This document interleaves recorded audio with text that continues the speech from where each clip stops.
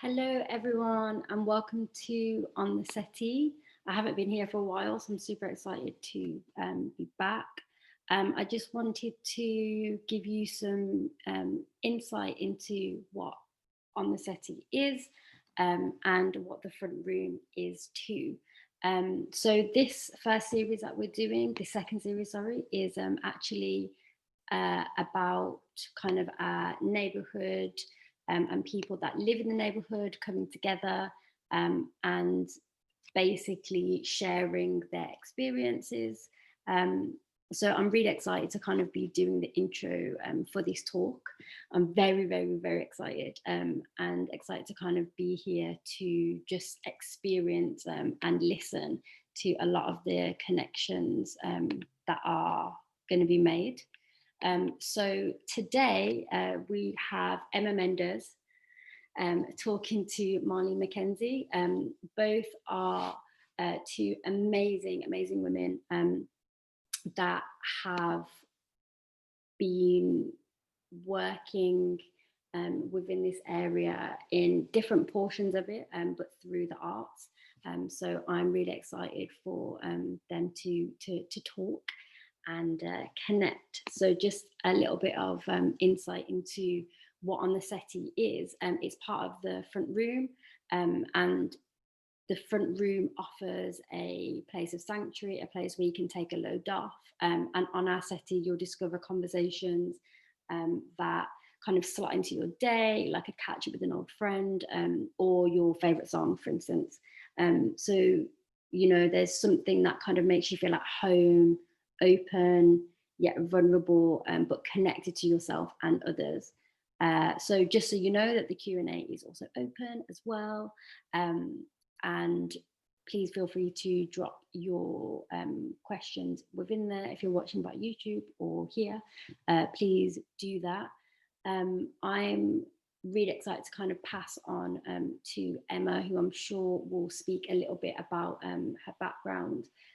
But you know, at this point, I just want to say a big thank you to everyone for being here, and a thank you to Emma and Marlene for connecting up. And I hope that you all kind of enjoy this journey and kind of come through that conversation with us as well. So Emma, over to you.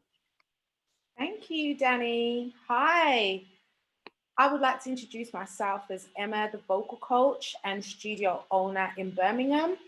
I am absolutely privileged to have been asked to interview Marlene.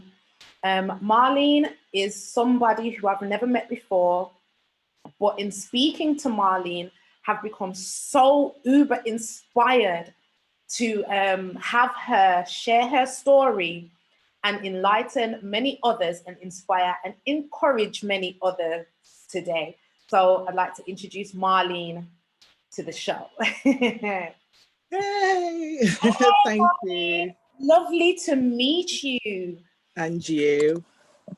Sister dear, I would love to jump in where some will call it a brag bank. Have you ever heard of a brag bank? No. All gone. Brag bank is something I learned from a coach called Danielle. Okay. She was online and she's saying brag about what all your achievements, because in doing that you realize how much you have achieved and also probably how much you are yet to achieve. So I want to hear about your brag bank. I want you to really open up this floor with the forefront of this is what I have done in my life. This is what I have done with my life. I'm not anybody right now, but as it stands, this is my foundation. If you'd like to talk over your foundations, who you are. Right. Okay. From humble beginnings. So I started off drama at GCSE, doing drama, and discovered a passion for it.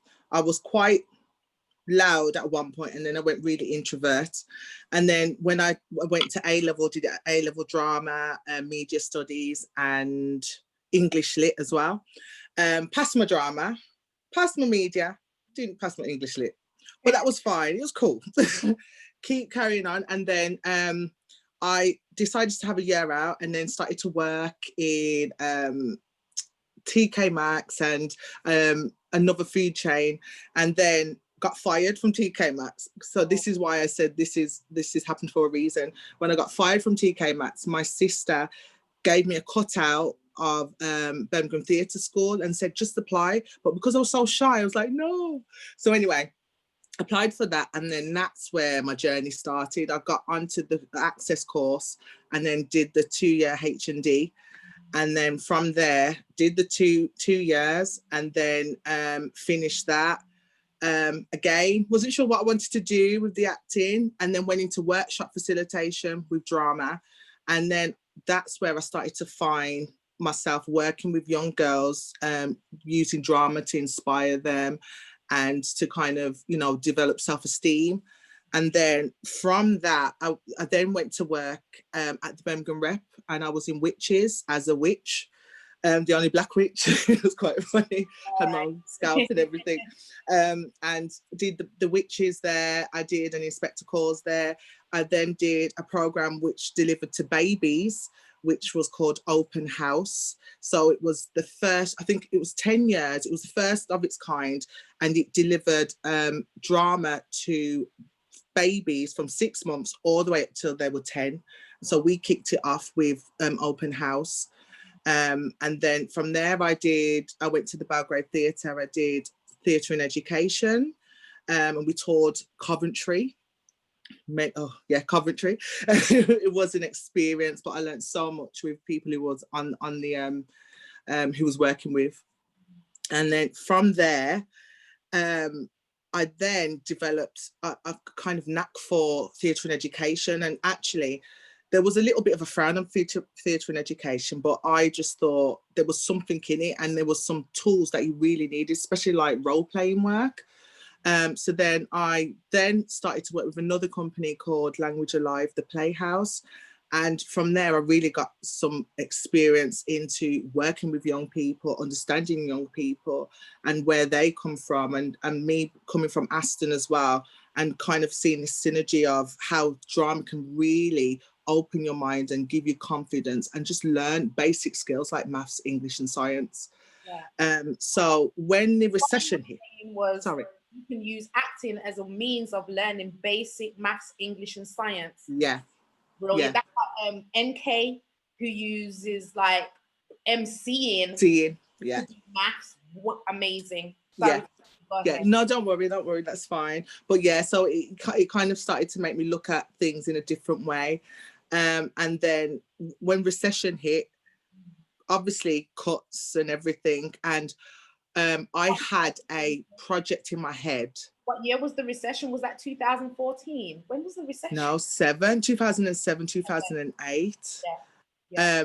And 2008, because I think I did a project then where we had to go and interview people who was affected by the recession, and I wanted to go and speak to theatre companies.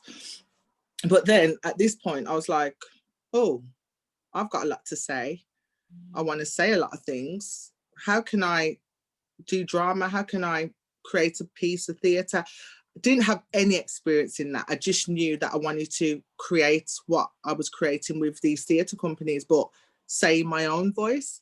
So I did approach a few companies and spoke to them, but because at the time they didn't know who I was, my experience as a facilitator was high, but my it was about level with my acting as well. But it was just a kind of hard place to get to. But, you know, despite that, I carried on. And then I did a piece, I think in 2009, which was called Being Black. It was called The Struggle. And the first line of it was being Black was my burden. So I was looking at the links to mental slavery and slavery back in the days and trying to kind of put the two together. And then this is where I've started to have my own company and my own practice when I started a thing called Creative Leap. So this was in 2010. So there's big jumps in there, but they've always been for a reason. And this is where my performance Light started. Yeah. So Light was the one-woman show. It was the first thing I ever done. and I did it at the Drum in 2010. I premiered it in the Drum, and then I regional toured it, and then had a break, had children, had my life, and then as I was coming out of, I've never really had a maternity leave, put it that way. I've always been working constantly, and then during that kind of gap between like and doing my own practice, I then had the opportunity to be in Danny and the Human Zoo. So that was one of my greatest achievements, because that was something that I just wanted to tick off, like just do something on TV. And when I got the role, I was so shocked, but very blessed and humbled. And it was a really humbling experience as well. And that kind of got me my kind of the film and the theatre, and really trying to merge the two together, because I like the kind of synergy in those two. And then from that, then I went straight into doing my own company. So I set up Moville while I was pregnant in 2014. And then after that, started to do my own shows. So Light was one of them. I've done Reflections of Hope. I've been assistant directing with other companies. So I was on the Rosa Park. I assisted directed a woman called Lorna Laidlaw, and they did a whole thing of Rosa Parks, and just still creating film. So I've just done a film which is called A Mother's Fear, and that's self-taught. I haven't literally gone to uni and done media studies and film, but I just feel like I have a knack of kind of seeing things visually and understanding what the world is. And then this is where I stand in today, which is a social issue performing artist, and using the theatre, the drama and film to speak truth to people and to understand and to move forward. So it's not about, you know, dwelling on the negative. It's about moving forward. How can we use this pain and put it to peace and heal from it? That's amazing. What a journey. I just want to pick up on some of the last things you said, because you've said a lot that I want to delve into. Yeah. Well, let's look at use this pain to do something else. That's so general. You know, yeah. What kind of, is it birth pains? Is it race pains? Is it female pains? Is it the world is in pain? Is it nature pain? Let's look at some of the pains and some of the solutions that you're thinking about. Mm-hmm. And putting that together. So what pains are you talking about there? I think so the first pain, which I didn't realize, was light, and that was a pain of maybe not being seen or not fitting in because of the tone of my skin. And I didn't really notice that. Yeah, colorism. Yeah. So when I first did it, it wasn't around colorism. It was just about talking about skin tones, and there's, you know, your light skin, your dark skin, and then, you know, your red skin. Exactly. And then some of the negative kind of, you know, I delved into some of the negative words that was said during dark skin. So what has been said to me in the past, I put it in the piece. So like, you know, but Tarmac was one that someone called Tarmac, and she came home crying one day when I was a little girl. Yeah, and see, like Tarmac, I didn't understand that why that would hurt her.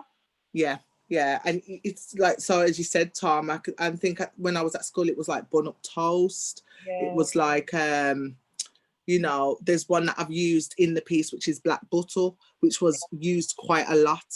Mm-hmm. And just like, you know, darknesses and stuff like that. So I really wanted to get people to understand that actually, you know, words do hurt. So when I developed this kind of looking at the character Cheryl, which is a piece of me, and the first time I did it, I kind of did a surface on it. But then when the second time I came into it, someone who I was working with, a woman called Alison, she said, "Why are you doing this project?" And I said, you know what, when I was 17, I didn't really speak. People thought I was rude, but it was because I was so shy. I didn't know if they wanted to say hello to me or not. And I was just very introvert, as I said. And I remember having a dream when I was 17 and I was getting lighter and lighter and I felt happier. So when I woke up, I thought, what's this about? Instead of going and thinking, actually, I'm going to do this like skin bleach or something, I wanted to ask the questions to myself, why am I thinking like this? And I think that's where there was a seed planted where I wanted to kind of explore skin bleaching, and then looking at magazines and looking at Black Beauty. But then at the back of the magazines, you're seeing skin bleaching projects and you're going, but it's Black Beauty. So why is, and that was me at 17. So then when I went back into this in 2016, I said to myself, so when Alison asked me that, I said, there was a lot that was going on. And if I felt like that at 17, how are other women and men feeling the same at 17, 18? And actually, I was in a better place in 2016. I embraced my dark skin, but at that time, I wanted to hide away from it. So that's when I started to devise the piece. And when people watched it, there was like there was like a silence, and I just thought, is that a good thing or a bad thing? And it was like, no, it was just, there was a lot of pain and a lot of power in the piece. Yeah. So I think it was the audience telling me what I was actually going through. So my art and my form and my drama is a sense of healing and a sense of putting it out there and putting my vulnerability, because it's not an easy thing to do, to just kind of say, this is me, this is what I'm about, this is my hurts, this is my pains, this is my journey. And even facing the fact that it's within family as well. So it's just looking at that and really understanding what that pain was. But then from that pain, that started the conversations. It started those people not even speaking. I remember doing a workshop and this woman was very light skinned, and she sat like this, hunched over, and I did the piece, and then she looked at, and then there's a family scene, and she said, that's my mom. And she said, I was the darkest in my family. And when I looked at her, I was so shocked, like, well, not dark, but she heard every word of it because she was just a skin tone darker. But to me and you and whoever, she's light skinned. So it's a big subject matter. So that was the first pain that I did, and really tried to understand that. The second pain was looking at mental health. Yeah. So I'm a very open person, and in 2010, the reason why there was a big gap, in 2010, I did have a stillborn, which I'm very open about talking about. And that's where I used that pain and birthed the project Light, and then looked into the mental health of the character, because I think we go through experiences and we just carry on. But actually, when I'm looking through my work, I can see elements of what I might have been going through, what other people might be going through. And I think that's where work will touch people, because there's a realness to it and an understanding. So I think that's the second pain. And then my third pain, which is the Black Lives Matter. I did a piece where my cousin died in police custody in 2011. And I said we marched 11, 12, 13. And then when I had my son, these fears automatically, it was all about, like, you know, knife crime. That's all I can hear in my head as a mother. And then when this happened, instead of kind of marching and arguing, I just put it in the piece of a fear of me having a son. My son is everyone else's son. And as a mother, I feel the pain of other mothers as well. So it was about talking about the fears and just being open and honest about those fears, how they're looking to be a thug, or if they are, you know, they're a no hope at, or they're just judged before they even go into the classroom. I just want to say that all those pains you spoke on was like throwing darts at me. Felt like I was being nailed, even emotionally. Yeah. The pain you touched on was very painful, so deep rooted and riddled in this pain that I felt it, and any viewer watching this would feel it. Sort of looking at the George Floyd and understanding, why has this thing happened in America and we're marching in Australia, Bristol, London, USA, Atlanta, different, all at the hotspots at the same time. Understand social media and propaganda has a part to play, but there's sort of one Black experience. Yeah. That's not been spoken about.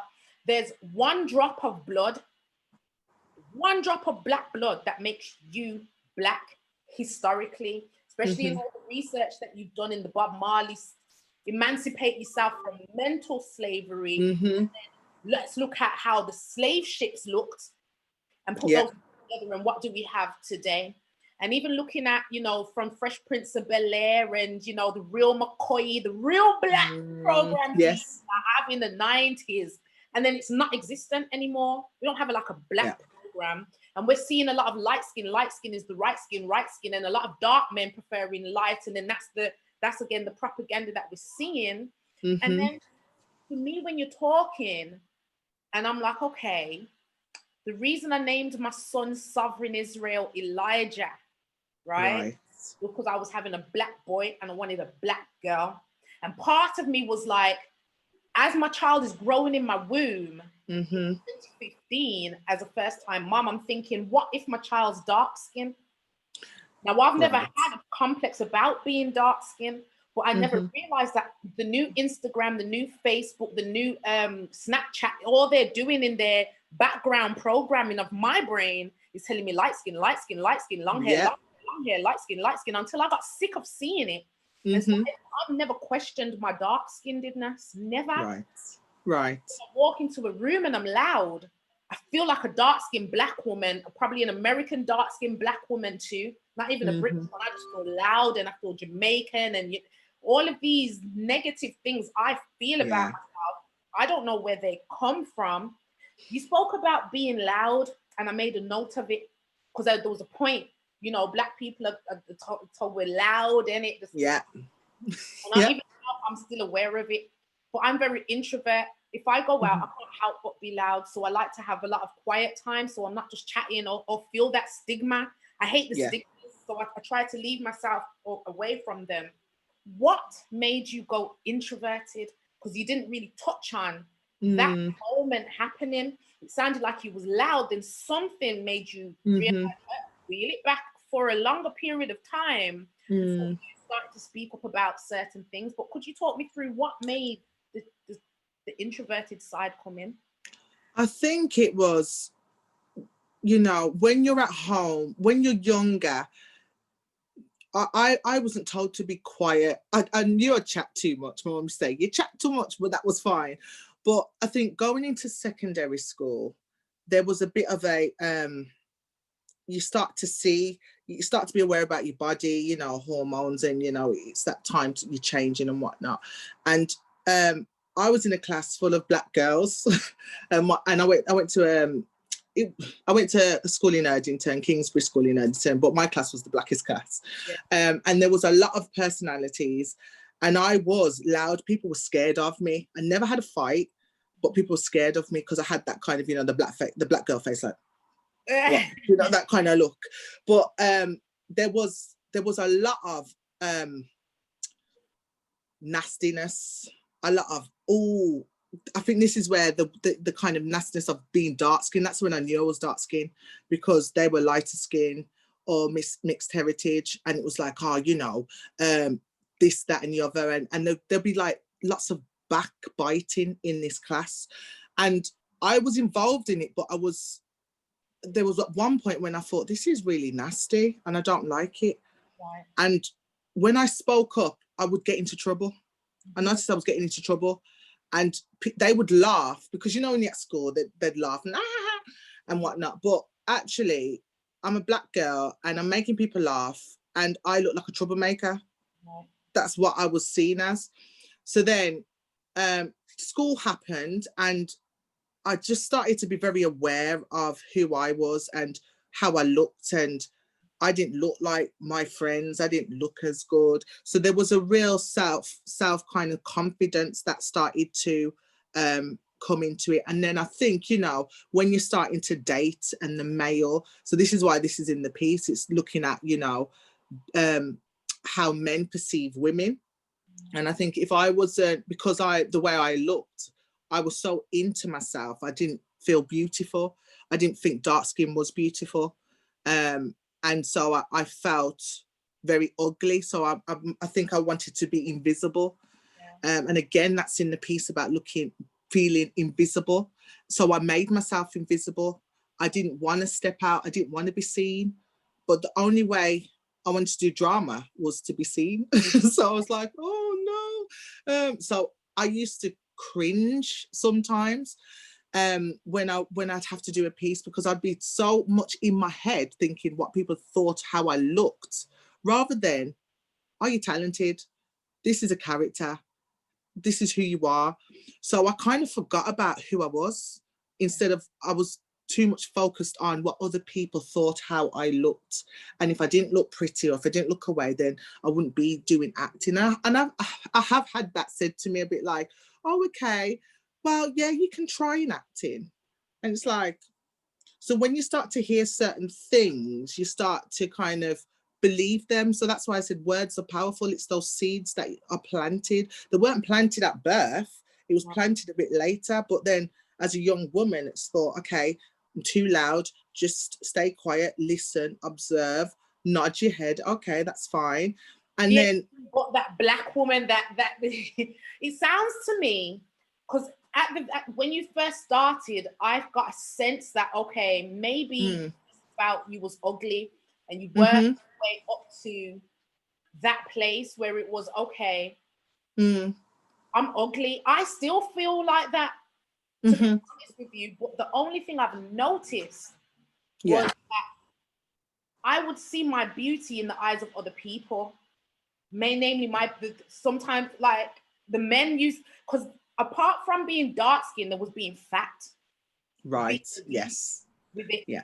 Or apart from being dark skinned, you don't know what to do with your hair, and it's nappy and it's ugly. And I look like these people who are ugly. Yeah. That ugly. I don't want to look like that ugly person. Do you know? That's how that happens. Yeah. Yeah. People would be like, yo, but if you lost weight, you'd probably be, and it's like, okay. And so my personality became much bigger and louder, because I enjoyed when people would laugh more than when they'd be attracted. Yes. Set into losing weight, and I felt like I was more confident being bigger than when I was smaller, because the kind of attention that these light-skinned girls were getting, I didn't want. They would call me Auntie Emma at 15, because I'd be preaching and teaching. All my little mixed race friends, and the way that we move, let's not move like this. And there was something different in that posse. When you speak on your pains, they're so deep rooted in the experience of a Black woman that I just felt pain. In fact, there was multiple times that you were speaking that I actually howled back tears, because I ain't trying to cry on camera right now, right? But that just shows. I usually say sticks and stones break your bones, but words will devastate you. Yes. One word from your dad when you was young about how you didn't look will affect you in your 20s in the mind of suicide. Yes. Yeah. And we're aware of sticks and stones will break your bones, but words will never hurt you. That is the biggest lie and the biggest myth, because word alone. Yeah.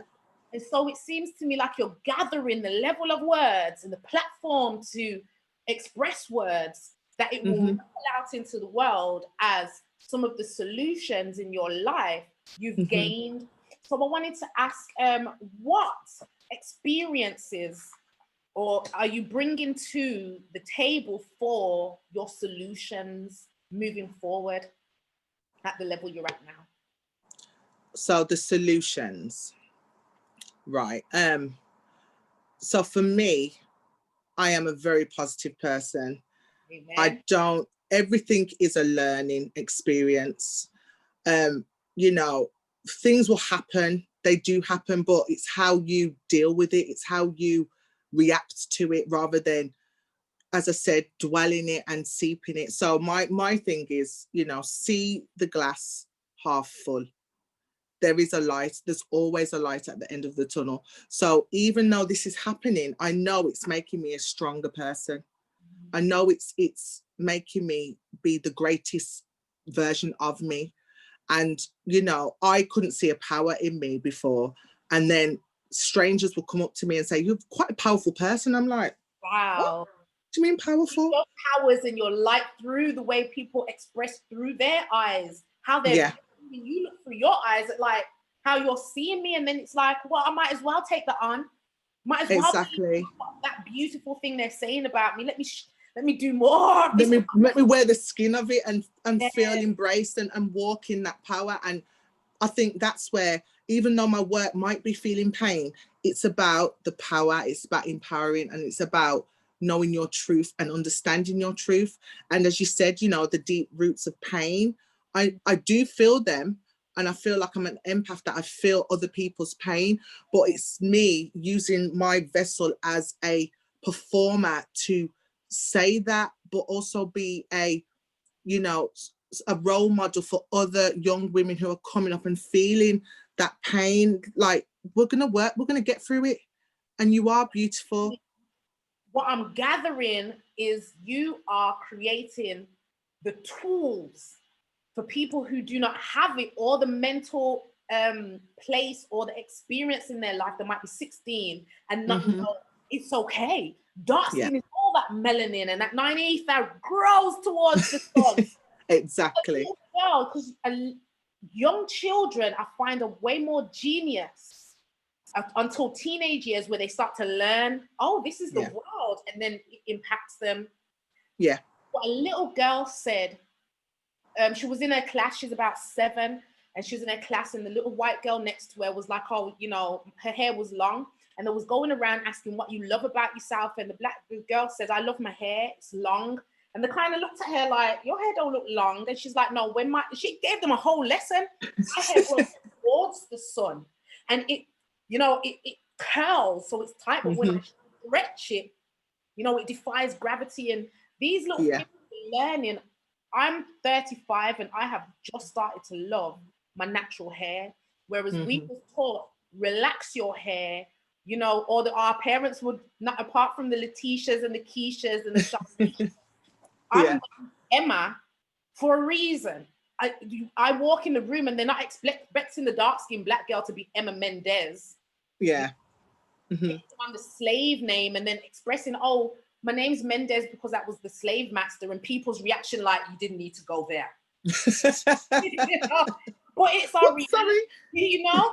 So the tools, there's one tool that I had when I was young from, I don't know if you know the poet, Macapi Selassie. Yes. He came to our school as a 16-year-old, and he had a poem called Confident. You have to be confident. For anything in life, you have to have confidence. Yes. That was a tool, because I realized if you want that job, you must have confidence and fake it to make it. I teach people these tools today, but it's essential to have tools. And it seems like you're bringing it through a pattern of events that has happened in your life, that you are in a position to be creative. Is this what I want to talk to you about? I've listened to your story. The only GCSE that I have is English Lit. Because I think it's the English language and the English literature. One's speaking and one's writing, and I got the gift of this. But I failed everything else. And the one thing I could do, and now today I own a singing school and a recording studio, just because I failed my GCSEs and there was no jobs in the job center. So I created a place to meet those solutions for the wider community. When you left school, you didn't go to university, but your university was life. I believe there's 2 universities, the Institute for 4 years or 3 years, and then life for probably about an extra 10, 20, 40 years to learn the same things. So you've left and you've done drama. And there's a key thing that he says, you got sacked from your job and that was it. That same thing happened to me. They sacked me. I was crying at the bus stop, and then somebody called me with my dream job to oversee and facilitate this music project. So I did that for 18 months. And after 6 months, I realized my talents doing this for somebody else. I was putting a padlock on this studio that I was trying to build, going to work for these people and feeling Black in the workplace while doing the most to make it happen. So this will be the last job I ever have. But, there's a comedian, I think she said she was a prison guard, and then she became a comic in the real days. And she said she tried outside of her workplace and she knew. These are experiences that are so unspoken about, because I think our parents lived a different generation. It was like the Rastas and the Barleds at them times, and they were in competition, like who's going to survive the next decade or two. It's and true. The Barleds then was making it, and the Rastas then were kind of asylumed. But at the end of the day, we're here to make a difference, and I don't want one drop of blood to ever feel like they're inferior, but inferior, you know, inferior to to life, but and what's the opposite of inferior? When you're more than, so light skins are like more than dark skins. Yeah. You still under, that's got to stop. Yeah. On a pedestal. Yeah. So I'm like yourself. I'm just like, it's not about the marching for me. Yeah. The marches will go ahead. God's got a plan. However, I'm into the economics. How can we situate ourselves economically to make some differences? Now, sis, I want to ask you a few questions. I'm going to reel them out, and you have one. I've got my tea. Makes most with you. Okay. What inspires you now? What is your inspiration? What have you learned? What's your hope for the future? What do you wish you had known then that you know now? Those are going to be my questions. Let me breathe. Right. So what inspires me now? My children. And yeah, my children. I'm going to say my sister as well, because she was the one who inspired me to do this and push through. And my mom, she passed away in 2017, sorry. And 17, that's the same time my dad passed away. Oh, so there's this little like kind of like, you know, alignment timeline that we just can't see. But but yeah, and I think I feel that I have to be an example of what I felt growing up. I don't want them to experience that, and I feel that I have got that key or that something to make them see something different. Make it such a hard question, because it's that I know that I've got something that I can give and show and change. I feel like I'm a change maker. I feel like, sorry, go on. Is Mooville a part of some of that inspiration with your children, some of the inspiration of your life, some of those tools? Can you talk a bit about Mooville? Yeah. So Mooville was Moo is my nickname. Okay. Moo was my nickname. So when you spoke about comedy, I didn't push it in there, but I'm from a comedy background. Even though there's a lot of pain, the background, I used to do a lot of comedy. I used to make people laugh as well. And my friend Dee used to go, Moo, Moo. And I was like, why do you keep calling me Moo? Because you moo like mad cow, Moo. Oh, okay. So everyone called me Moo when I worked in the restaurant. My name was Moo. Wow. So when I came up with this whole theatre company, I was thinking, what shall I be called? Elemental. I was thinking because of the elements and, the earth. And then Mooville, my world, I'm always in my head. So my own little ville. So that's when Mooville came into it. So what's happened is, as I said, I speak my truth. Mooville originally was just the piece, my theatre company that held me in, and it held light, it held all my like theatre and education pieces in.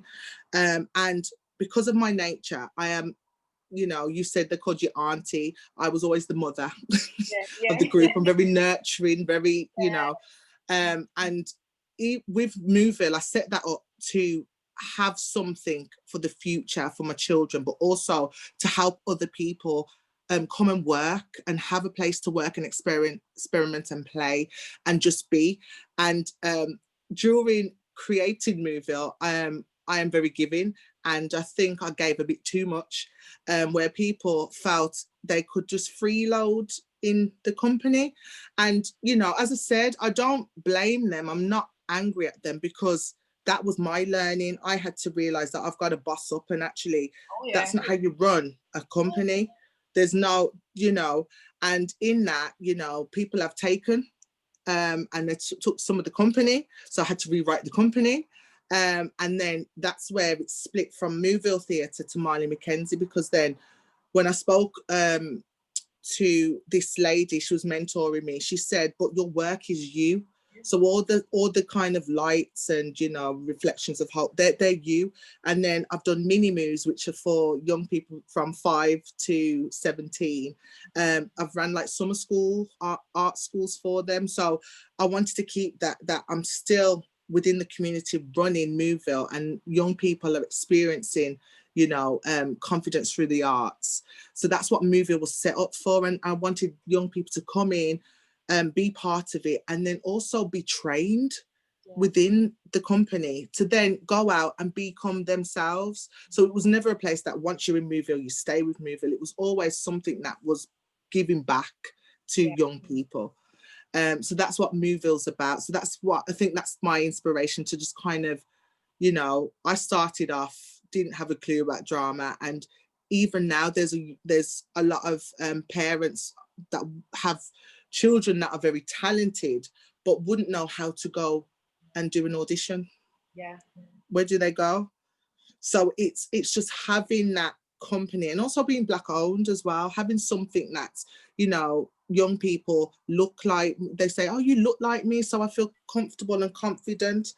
And I think I pushed it more from when my daughter, bless her, she was, I think, 4, and she went to a nursery, and I just, the penny dropped about a year after, where she was the only Black little girl in that nursery. And when she went to school, there was more Black girls in there, but then she said to me, like, Mummy, considering the work that I'm doing, I want to have a white face, like such and such. I know. That's when I had to go, if I'm helping all these young children, what about my own children? And sometimes we forget that we neglect the people who are around us, because we're so much in the vision, we want to inspire others, but actually we have to inspire our home, we have to inspire ourselves and our children and what's in the home life. She's not like that anymore. She's very much, you know, loving who she is, and she's becoming a little bit of an activist. Like, she'll look on telly and like look at the music that she's been listening to and going, so they're not Black? No. Oh, why is there so many? Oh, so she's starting to kind of look at, okay, then they're not looking like me, but they're all over the radio, so why are they not there? So she's asking those questions.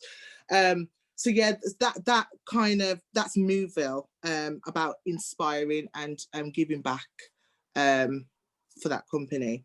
And then Marlene Mckenzie is the social issues. It's, you know, speaking your truth. It's all about being raw. What Moville Theatre does and what Marlene. So before you answer the question, it sounds to me like what you would have liked to know then that you now know now, that every part of you is every creation that you're creating. It's not every came from you, it's you. And you had to discover that actually, even naming it after yourself, that was like a discovery. Okay, I don't have to share every part of me for people to just take parts of me, because they don't sort of return into their rightful place. Yeah. People's mentality. But this time, now you know that this is about you, you're going to create something that's for me, and everything that I want to make a change, and all the responsibility comes back to me. Is that right? Yeah.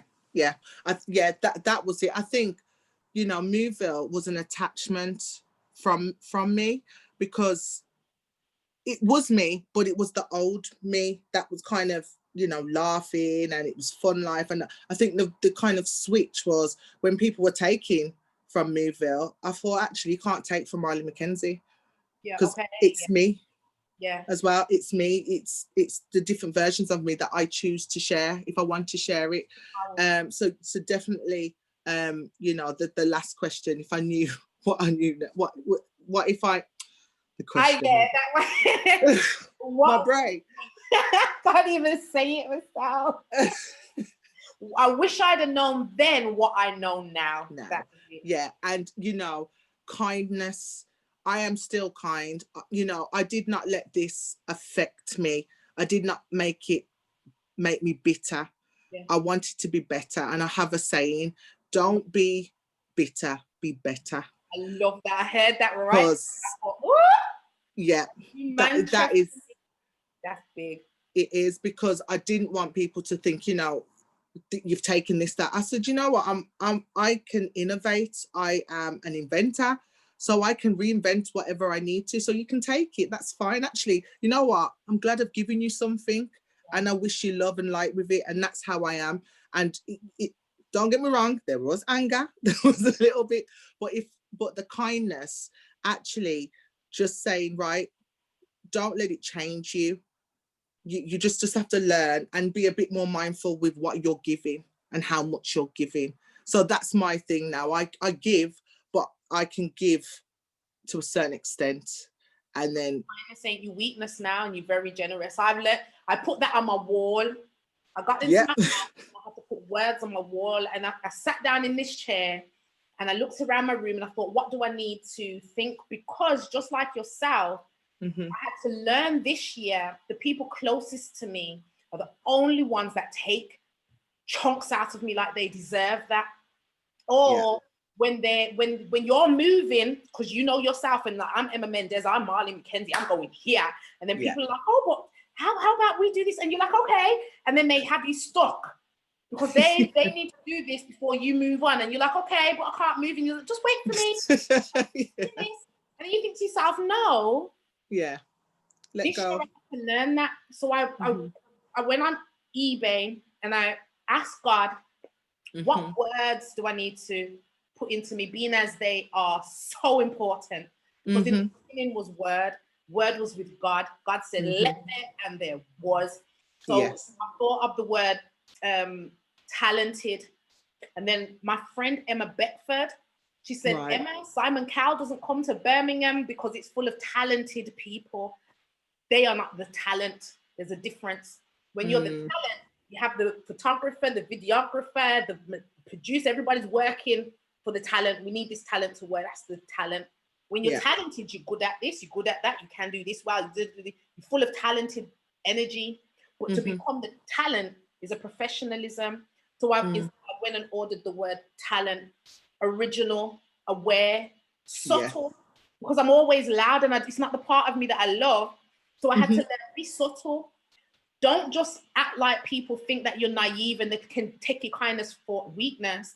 You're very strong, and I'm very cutthroat because I'm a boss. I've had to boss up. I've had to hire and fire the builders while retaining the money, because you understand, I've had to do that. I've had to be the man and drop my balls because there isn't a dad, there isn't brothers, there's no man. This pretty girl. Take at face value and call me naive because I'm so lovely, but I'm just aware. And original. Like if I'm not conceptually creating, I have the patience to wait 10 years to see a 10 pounds come out of this. I have that patience because if 10 pounds comes out of it, again, the great Emma Beckford says, Emma, when you come off stage, does anybody say, excuse me, where can I find your music? And I said, no, but I don't want them to ask where they can find my music because I don't want to release music. However, they do stop me and say, that was the best performance. Excuse me, that was the best. Excuse me, I just had to make it through the crowd just to tell you that was the, so that means you're in demand. People are coming and telling you you're doing something great. I've heard all these elements of your power. Now I really want to delve into what does MarleneMckenzie.com and all that powerful business in that person or that personal business. What is that?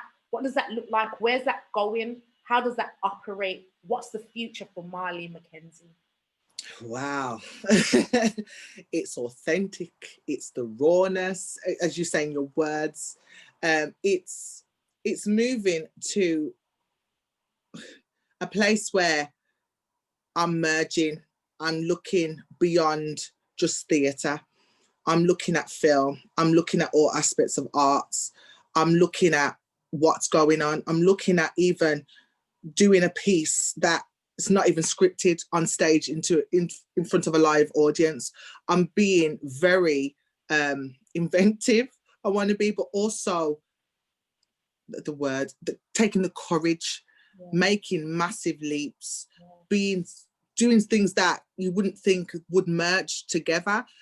So it's going into a technical phase now, and you know, I've been doing light for 10 years and documenting it, and I'm going to take it even further because of what's going on. And someone said to me, and I will never forget this, because it actually tried to kind of put me off a little bit, and it was like, oh, you don't want to be known as the light woman. And I thought, no, I don't actually. I don't just do this piece. But then when I've looked at the project and what it's about, it was the first baby of the piece. It was the birth of me, of my devising, of my truthness, of my pain, of my suffering, of my love, my light, my laughter. And actually, it's other people's stories, because it wasn't just mine. It was other women that I interviewed as well, and their pains and whatnot. And I thought, actually, I do want to become the Light woman, because Light was supposed to be a magazine cover. And I've done issue 1, which was the very first one at the Drum. I've done issue 2, which I toured in 2017-18. And now this is issue 3 of Light, which is, you know, if your face fits and, you know, you don't speak for me. So that's what's coming up next. So it's about more of these talks, more of empowerment, more of filming. I'm going into the film world. So I'm not making doors stop me. I am bursting through those ceilings, going around the back door. If I've got to get a drill, go underneath. I'm not stopping. And I think that's the message for people out there. You know, just because you feel like people are saying you're not worthy, you are worthy. You are the business. I was going to say another word, but I can't say it. You are it. Do you know what I mean? And, you know, there is a power, even speaking to yourself. I feel the power from yourself as well. And I think it's about, you know, lifting people up, even those people who have done you wrong. You know what? You did wrong, but I forgive you, and let's move forward. And it's about respecting each other mutually as well. You know, I'm tired of this kind of, I'm the only Black, so I must be the only Black person in this kind of world. It's about having, as you said, the one blood and having the one voice and moving forward. And that's what I want to do in my theatre. I've always said it. All I want to do is create theatre and drama and film now. So it is, I'm not scared anymore. I think there was a fear of, I don't know if I'm going to make it or not, and I've survived with certain things. You know, if it was all about personal, you'd be like, oh my gosh, how did you? But everyone's got their story. Everyone has their path to walk, and it's there before us. So let's walk with not fear, but in faith, and walk in that path. That's amazing. I have one more question, but I just wanted to talk on my discoveries of fear, because I had to battle with, because I'm not religious, but I am God's own. Now I had to deal with, like, why me, God? What do I have to offer? And even as a little girl, I've always been very special to him. So I had to understand, what is this fear in God? And God was like, well, Emma, when you watch a horror movie, do you fear it? And I'm like, no, I'm more scared. He's like, difference. He says, for you, Emma, what I have planned for you, that's what you fear, because it's going to come to pass and it's not going to be easy. So you put your fear in the fact that I am going to make these things happen. It's just for you to walk the path, pray to me, fast with me, all of these things. So I'm just like, okay, this is all interesting stuff. So fear is a good thing. Yeah, when you're ready to face them, you realize what you're made of in only those particular moments. And a lot of facing my fears was learning to love my skin that I'm in, learning to still trying to love the cellulite. Let it shake, girl. Let it shake. But at the same time, no matter what my fear point, I realized was, okay, I haven't put out music, I haven't recorded. Why? I love teaching way more. I love impacting the community way more. And it was just like, are you sure you're just not afraid? Are you sure that's not a fear point? And it's like, well, now that I understand this, I am willing to face my fear in my lifetime, but I'm not going to sidetrack based on what society's saying that I'm supposed to do, and do what I love in the realm of creating. There's a lot that you've said, sis, but we want to know, what do you have to say to the young people, or what advice do you have for young people, especially in light of the Black Lives Matter movement, you know, the happiness, the sadness, the naiveties of young people? What would you say to them in this moment, especially Marlene Mckenzie as the brand moving forward? You know, I want to come to your class. I want to send my son to the Marlene Mckenzie. Okay. Right. So what I want to say is, Moville stands for something as well. And it came to me, and it's being motivated, original, optimistic, visualize, inspire, learn life lessons, and excellence. And that's what I want people to go away with, is to be motivated, be self-motivated. Know that every no is not a disappointment, because some no's are yeses to other things. And don't be afraid of no's. Also, don't be too put up on how you look, because you know, so your eyes changes. So some things that you think that are beautiful are not beautiful.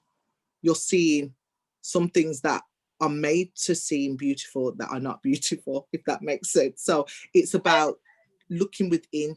You know, beauty is in the eye of the beholder. So this is you know, it's a skin, it's a body, it's a vessel for now, and it's what you make of it and how you treat it. So love yourself regardless. Before you love anybody else, you love yourself. Click it. Wow. And just be peaceful, and patience, because it's not going to come now. Some things that you think, I need it tomorrow, it's not the right timing. It's not right. And one last thing is just breathe. Breathing is so important. That's why I do yoga. You have to breathe. When I feel like I'm angry or I feel like I'm nervous, just breathe.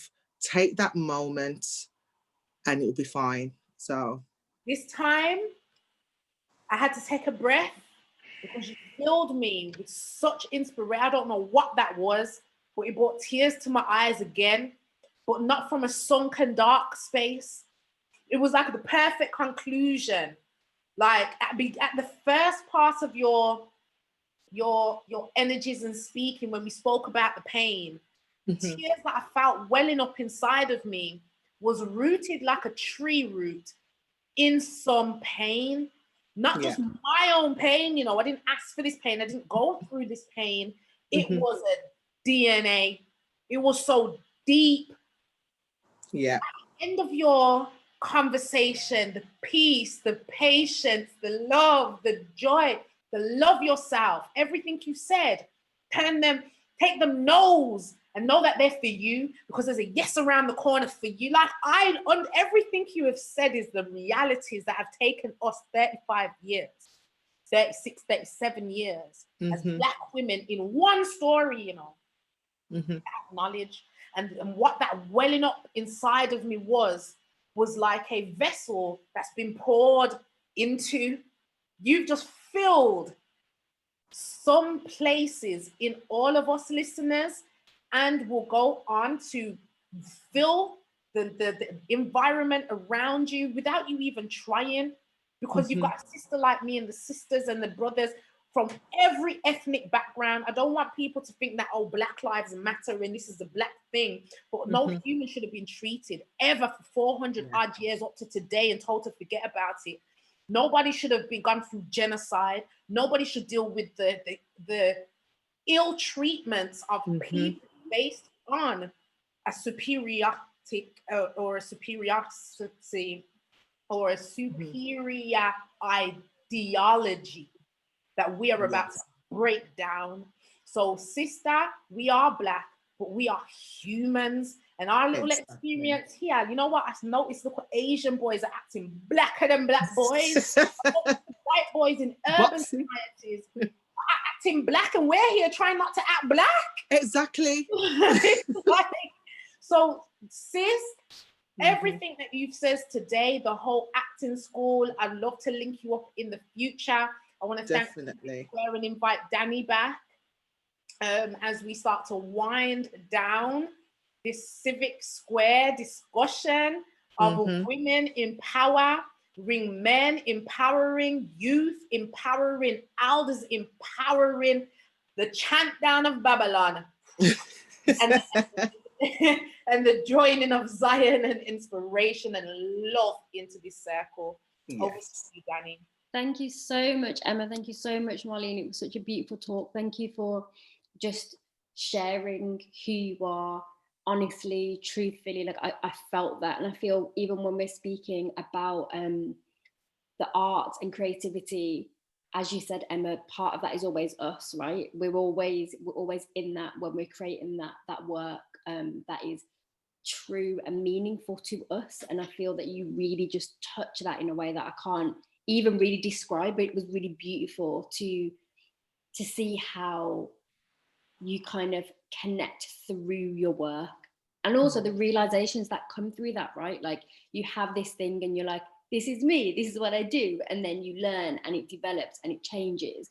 And to also just live in flux. And sometimes I think there is a part of the Black experience where actually sometimes we are not allowed to live in that flux, and for those things to kind of change, and actually maybe that's just a normal kind of form of development. And when I say not allowed, I mean in the sense of this place where we are put in, having to kind of constantly compete with perfectionism, and maybe not just actually go with the thing. Oh, okay, that didn't work. That's okay.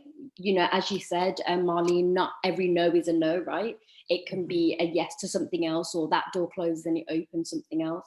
And I think that's really a beautiful way that you really embodied that, and how we kind of teach younger generations and also have that intergenerational mix of learning. It's really important. And I come from an arts background, from a performance background. So even just hearing how like your work with light and kind of moving that and developing it, and it being a magazine too, and almost having these like moments of true expression. Nothing is too much. Everything is you know, kind of at a the world is our oyster.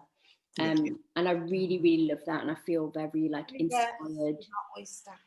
Right, and I feel very inspired to kind of hear about both of your journeys as well, and just kind of be able to tap into it and be like, yeah, it's okay, things are going to be fine, it's all a journey. And you know, exactly.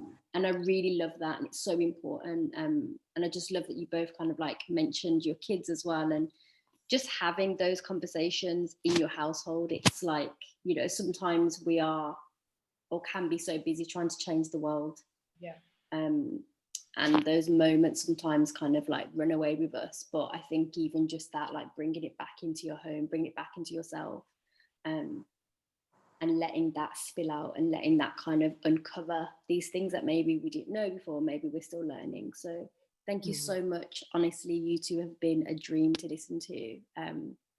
Yeah, I feel like Marlene, we need to like do this again, because I feel like there's so much I didn't get to touch on. How was lockdown?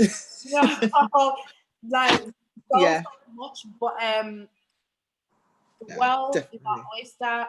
We are doing great works, and economically, I feel like we are going to set up things between the three of us, between Civic Square, between all our businesses, economically create a platform for creatives to come out of income poverty, to earn money abundantly. Yes. From being creative, and it's okay. Yeah. Thank you, Civic. Thank you. Thank you very much for this. Thank you very much. Thank you. And just another note, we will be coming back with another series of On the Settee. So yeah, anyone that's watching, just keep your eyes out for that. We will be back as always with a lineup of amazing people. So yeah, thank you both for sharing this time with us today and being on the Settee. It's been an honor. It's really beautiful. Thank you so much. Thank you very much. Bye, Thank you. Bye. Take care. Bye. Bye.